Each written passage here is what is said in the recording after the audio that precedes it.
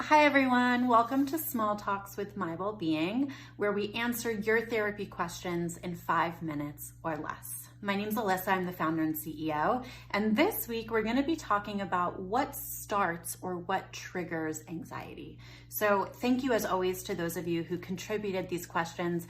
This week in particular, we received a number of inquiries around this topic exactly. So what starts, what triggers anxiety? And anxiety itself is a huge bucket that affects, frankly, all of us, upwards of 90% of us. So for those of you who are feeling a little more anxious, a little more stressed, or a little more off balance than usual, know that you are definitely not alone.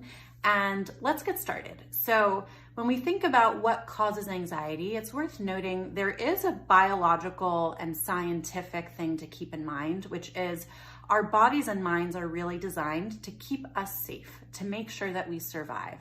And you can imagine a world when we were in a forest, for example, if there is a massive bear, our body goes into fight, flight, or freeze to escape that immediate danger and get to a place of safety. So you can think about the sweaty palms, chest tightness, racing heartbeat, racing thoughts. Those are a combination of probably the fight mode, potentially freeze mode if you're trying to protect yourself, like, oh, I'm not sure what outcome's going to keep me the most safe, so let me just freeze. Flight might be, let me get out of the way of the bear, of the massive threat as immediately as possible, so maybe some retreat or some avoidance. And if we apply that to contemporary society, we have a lot of these triggers that are pre-designed that now, even if they don't sense an immediate physical threat, so even if say you have shelter, say you have the food and water that you need, say you have a lot of these baseline needs, you may still be responding to either a perceived threat in your immediate surroundings or some sort of projected future threat. So often anxiety is pretty future oriented. Something that can be really helpful is actually regrounding to the present, recognizing the ways in which you are safe, reminding yourself, saying out loud and repeating to yourself, hey, I do have shelter, or hey, I am fed to the extent that I need, or hey, I do have these number of social connections that can help build me up. So when you think about the things that might be perceived danger in your environment, a lot of times that can boil down to things that are unpredictable or unknown. So especially during the time of COVID, there's a lot of things of when will my office reopen up? Will I be able to find a new apartment? Will I be able to return to dating? What is just around the bend? And not knowing the answer to that and not being able to find the answer according to any expertise out in the wider internet can, of course, be really anxiety triggering or initiating.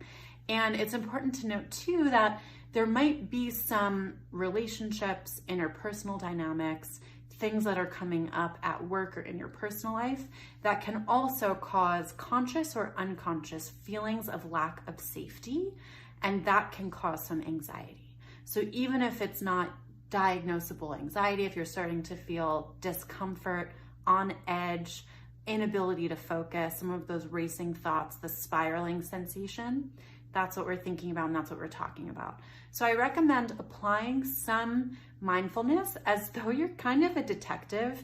If you find yourself feeling this way in any particular frequency, any particular time of day, or perhaps in anticipation of any particular kind of meeting or interaction with any individuals in your life, or just on the other side of any meeting or interaction in your life, just note those things and track them somewhere. It can be on a piece of paper, it can be in the back of your mind, it can be in an app. Ideally, it's with a therapist or a coach or a trusted colleague, friend, family member who can also help hold you accountable and reflect patterns back to you. And over time, you might start seeing what the nuance is for you, what particularly in your life, based on your composition, your relationships with yourself and others, is the most triggering for you. And once you have that insight, that's really the golden next step of how you can start proactively setting up practices, both things to talk through psychologically, things to work through, things to integrate, as well as actual behaviors and practices and actions to put into place to start to proactively keep that anxiety at bay. So thank you so much for tuning in today. I hope that this is a helpful small talk about what triggers anxiety.